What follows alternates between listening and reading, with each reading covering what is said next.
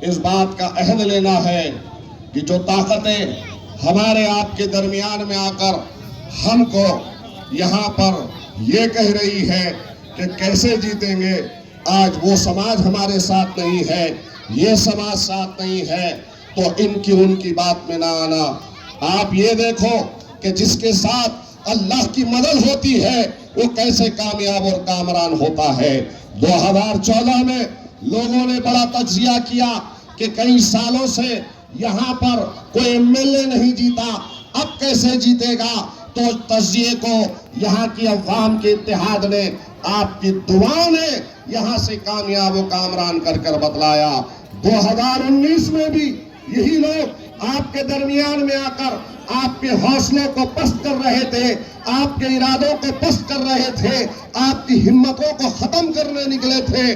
लेकिन अल्हम्दुलिल्लाह 2019 के इनकलाब पर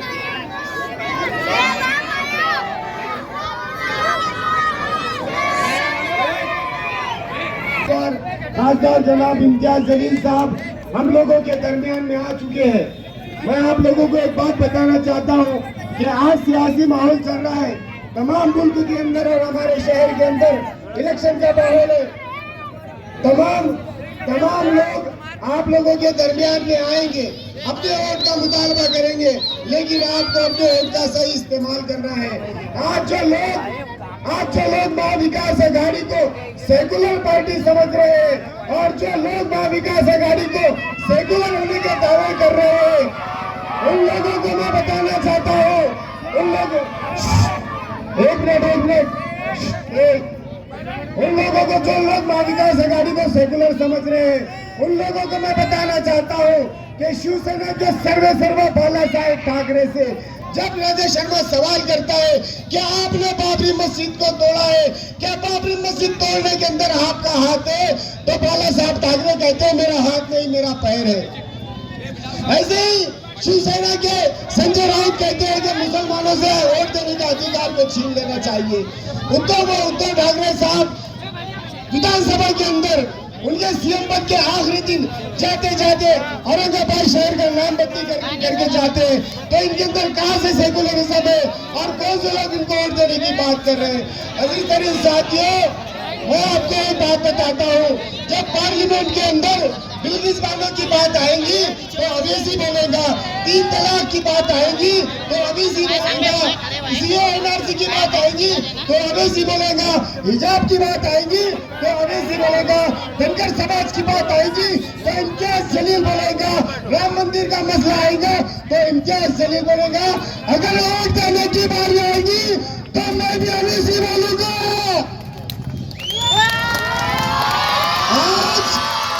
आज तमाम ताकतें हमको रुकाने की कोशिश कर रही है, तो मैं उनसे कहना चाहता हूँ कि तौहीद की अमानत सीनों में हमारे, कुछ बात तो है कि मिटती नहीं है हस्ती हमारी, कुछ बात तो है कि मिटती नहीं है हस्ती हमारी, आशा नहीं मिटाना नामो निशा हमारा। तौहीद की अमानत सीनों में हमारे, मुमकिन नहीं हमारा नामो निशा मिटाना हमारा। यूं नामा मिस्र नामा सब मिट गए जहाँ से बाकी मगर अब तक नामो निशा हमारा। मैं बस यहाँ पर इम्तियाज जलील साहब से दरखास्त करता हूँ, बस एक इम्तियाज जलील से अपनी बात को खत्म कर रहा हूँ। इम्तियाज जलील साहब आज आप यहाँ पर आए, इंदिरा नगर बाईजीपुरा की तमाम अवाम आपका तहे दिल से शुक्रिया अदा करती है और मैं आपको यकीन दिलाता हूँ कि आने वाली 13 तारीख ये बच्चे 2 मिनट ये बच्चों को खामोश बिठाओ। इम्तियाज जलील साहब, मैं आपको ये वादा दिलाता हूँ कि आने वाली 13 तारीख को बटन नंबर 7 के ऊपर पतंग के निशान पर हम तमाम बाईजीपुरा के लोग, चाहे वार्ड नंबर 58 हो, चाहे वार्ड नंबर 59 हो या वार्ड नंबर 60 हो, आपको हम यहाँ से 100% वोटिंग दिलाएंगे ना भाई। लेकिन आपको यहाँ से जाने से पहले आपको इम्तियाज साहब, मैं आपकी तवज्जो चाहता हूँ। मैं आपको यहाँ से जाने से पहले आपसे एक वादा लेना चाहता हूँ, क्योंकि जब मैं मजलिस इत्तेहादुल मुस्लिमीन में आया तब भी मैंने इम्तियाज जलील साहब से वादा किया था, साहब आज मेरे बाईजीपुरे के अंदर चाहे वार्ड नंबर 60 हो या वार्ड नंबर 59 हो, यहाँ पे डीपी प्लान के अंदर 1570 घर मुतासिर हो रहे हैं।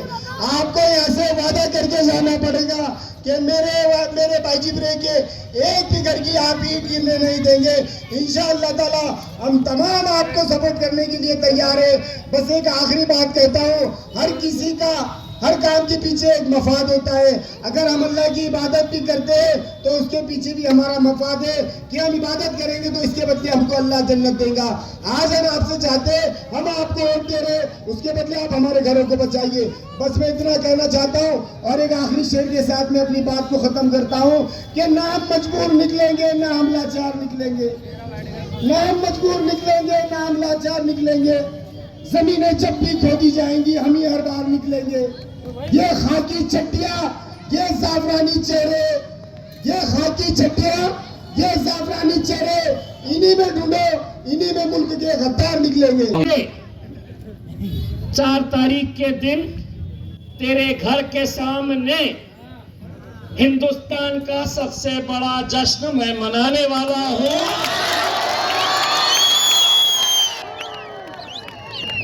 उस दिन तू ठुमके लगाने आना, पैसा मैं फेंकूंगा तेरे में।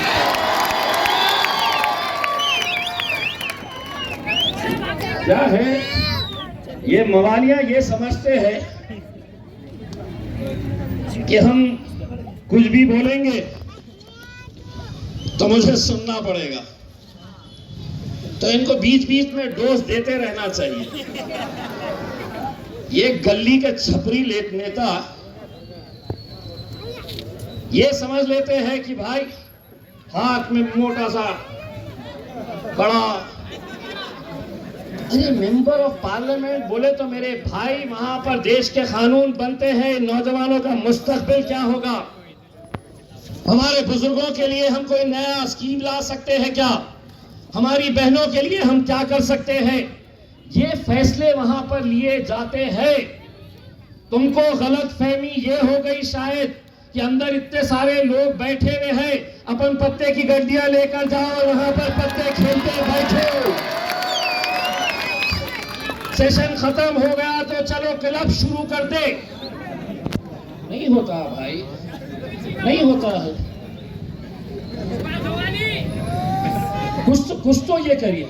और अब तो मैं खुला कह रहा हूं आपको, कानून बनते हैं वहां पर, एक्ट बनाए जाते हैं, एक्ट बनाए जाते हैं। अब मैं अगर बोलूंगा एक्ट का मतलब अंग्रेजी में होता है कानून, अब मैं एक्ट बनाए जाते हैं अगर बोलूंगा तो ना बोलेंगे मेरे को इतनी अच्छी एक्टिंग आती ना बॉस से।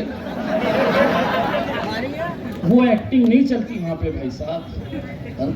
बस आपसे सिर्फ इतना कहना चाहता हूं कि उनको एक मर्तबा यहाँ पर स्टेज पे बुलाइए, किसी छोटे से बच्चे का स्लेट और चौक मंगाइए और उनको बोलो अंग्रेजी में लिखो मेंबर ऑफ पार्लियामेंट, अंग्रेजी में लिख दिया, मैं खुद हट जाऊंगा पीछे। कैसे मजाक बना दिए हैं आपने, और आप आपके चंद रुपयों की खातिर इनका सौदा करेंगे, आप इनका सौदा करेंगे। आप तो हारेंगे, लेकिन आपका कोई नेता यहां पर, खुदा न करे कल के दिन अगर इम्तियाज जलील यहां से हट गया, कोई आपके लिए लड़ने वाला, बोलने वाला, बुलडोजर को रोकने वाला नहीं रहेगा मेरे भाई, नहीं रहेगा। आज अल्हम्दुलिल्लाह ये सारी साजिशें इसलिए भी हो रही है कि भाजपा ने ये तय किया है कि ये दो लोग हमारी नाक में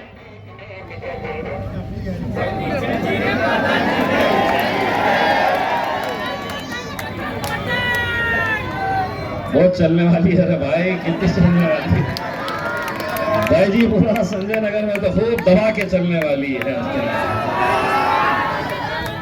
तो मेरा ये कहना है कि भाजपा ने ये तय किया है कि मजलिस के ये उम्मीदवार में आना नहीं चाहिए, इसलिए कि बैरिस्टर असदुद्दीन अवैसी साहब जब अकेले लड़ते हैं तो अकेले थे, लेकिन इस बार इंशाअल्लाह जब मैं जाऊंगा तो उन्होंने देखा है 5 साल के अंदर क्या हुआ है। 5 साल के अंदर उन्होंने देखा है और उनको ये बात समझ में आ गई है कि वो शेरवानी तो बहुत बोलती है, ये पट्ठा औरंगाबाद से आया, ये भी साला हमारी उधेड़ के रख देता है। आज के इस दौर में नौजवानों बहुत हिम्मत लगती है, बहुत हिम्मत लगती है कि जिस दौर में हम खड़े हैं वहां पर कैसे कैसे एजेंसीज आपके पीछे लगाई जाती है। मुझे भी लोग कहते हैं कि इम्तियाज भाई आपको डर नहीं लगता है हुकूमत के खिलाफ, मोदी के खिलाफ इतना बोलते हुए? मैं कहता हूं ने मुझे लगता है डर, मुझे लगता है डर, लेकिन ऐसी हुकूमतों से डरता नहीं और ना इंशाल्लाह कभी डरूंगा। मुझे डर लगता है तो मेरे रब से डर लगता है, मेरे अल्लाह से मुझे डर लगता है। मेरे भाइयों 13 तारीख के दिन आप लोग घरों से निकलिए, जहां 13 तारीख के दिन आप एक दिन हमारा साथ दीजिए। और नौजवानों 4 जून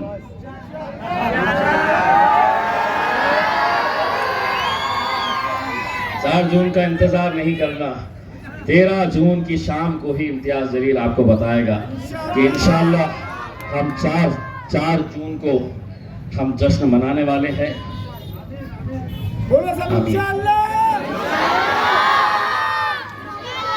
अब ये है कि शिकायत आएगी मुझे पोलिंग शीट तो मिली ही नहीं है करके। ये इलेक्शन मेरा नहीं है मेरे भाई, ये हमारा इलेक्शन है।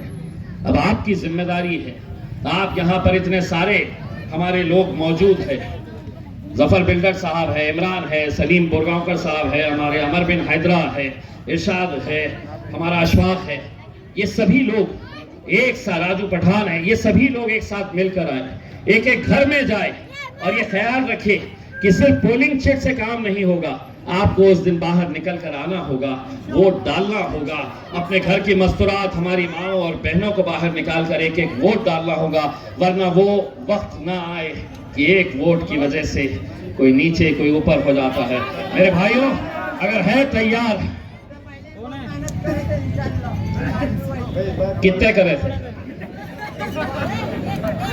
बस ये टाइम पे जाना। मैं इलेक्शन कमीशन को बोल चुका हूं कि हमारे बाईजीपुरे के अंदर 2 एक्स्ट्रा मशीन देना, क्योंकि बाकी के कितने पढ़ने वाले हैं हमको नहीं मालूम। ये जो भी आएगा बस एक ही दबाने वाला है, पतंग के ऊपर धपाधा धपाधा धपाधा धपाधा धपाधा।